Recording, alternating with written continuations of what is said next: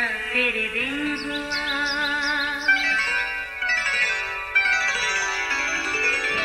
नया फिर दिन हुआ, पुरानी रात का करे सो शुक्र हम खुदा की जात का, खुदा की जात का नया फिर दिन हुआ। आज की आयत। और मूसा खुदावन के पास लौट कर गया और कहने लगा, हाय, इन लोगों ने बड़ा गुनाह किया कि अपने लिए सोने का देवता बनाया। अब अगर तू उनको मुआफ कर दे तो खैर, वरना मेरा नाम उस किताब में से जो तूने लिखी है मिटा दे।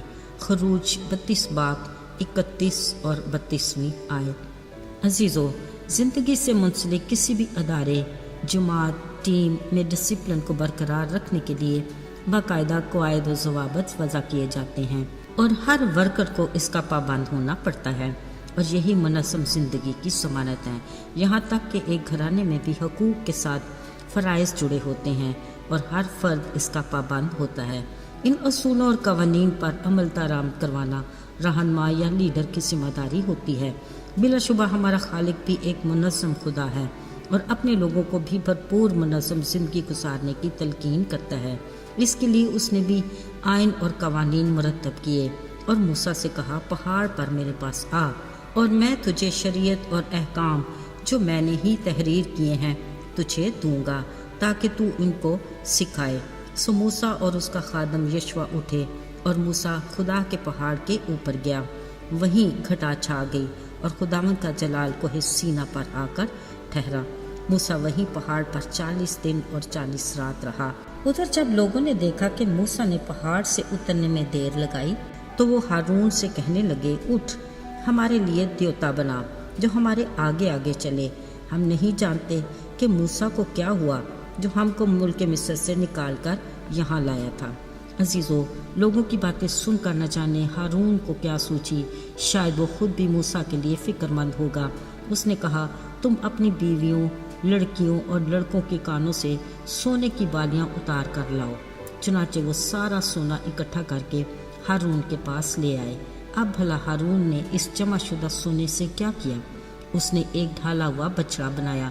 जब लोगों ने ये देखा तो कहने लगे, हाँ, ये वो देवता है जो हमें मुल्क मिस्र से निकाल कर लाया। मेरे अजीज़ों, ज़रा देखिए कैसे उनके फारिग ज़हन शैतान का घर बने। फ़ौरन मनफी सोचों ने अपने डेरे जमा लिए। सिर्फ यही नहीं, उन्होंने इस बछड़े के आगे कुर्बानियाँ गुजरानी, खाने खाए और खेल कूद करके खुशी मनाने लगे।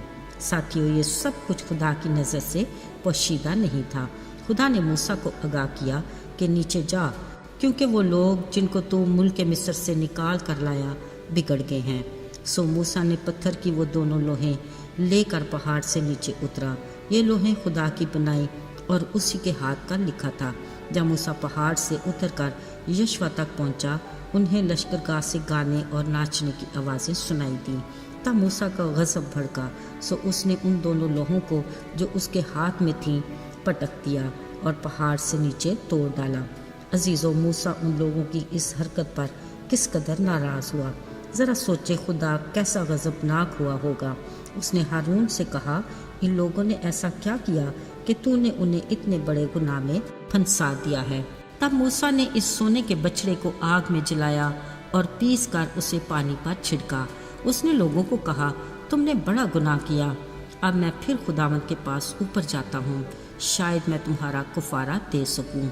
सो मूसा फिर पहाड़ पर खुदावंद के पास लौट गया और कहा, इन लोगों ने बड़ा गुनाह किया और अपने लिए सोने का बछड़ा बनाया।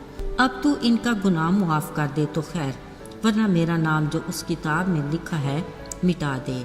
ज़रा देखिए, ये मूसा की इन लोगों के साथ मोहब्बत की इंतहा थी कि उनके गुनाह के कुफारे के लिए अपना नाम किताब हयात से भी मिटाना गवारा किया।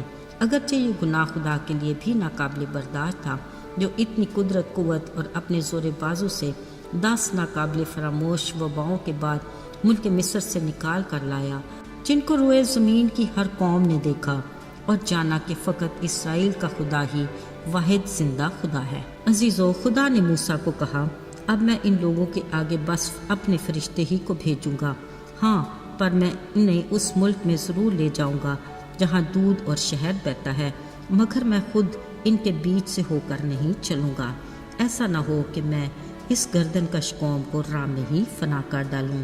میرے عزیزو، بے شک وہ خدا اپنے وعدے کے مطابق رحیم و کریم ہے، قہر میں دھیما اور شفقت میں بڑھ کر ہے، وہ سدا جھڑکتا نہیں اور ہمیشہ غضبناک نہیں رہتا، مگر یاد رہے ہمیں ہر وقت اپنی روشوں پر غور کرنے کی ضرورت ہے، وہ تو ہر پل ہماری بھلائی سوچتا ہے کیونکہ وہ بھلا ہے۔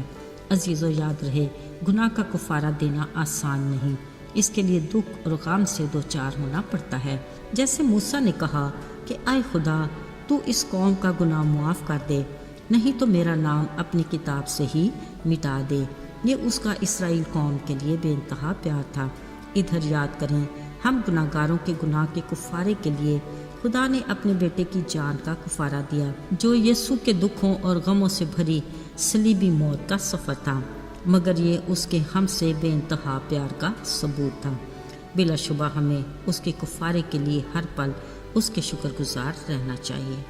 آئیے دعا کریں۔ اے قادر مطلق آسمانی باپ، تو جو بلند مقام پر بیٹھا ہے، ہم شکر گزار ہیں کہ جب ہم خاکسار ہو کر تجھ سے دعا کرتے ہیں تو سنتا ہے اور تیرا قوی ہاتھ ہماری مدد کے لیے آگے بڑھا رہتا ہے۔ ہمیں آزمائش میں نہ پڑنے دینا بلکہ برائی سے بچائے رکھنا۔ قدرت اور جلال ہمیشہ تیرے ہی ہیں۔ یسوع کے مبارک اور بابرکت نام میں مانگتے ہیں، آمین۔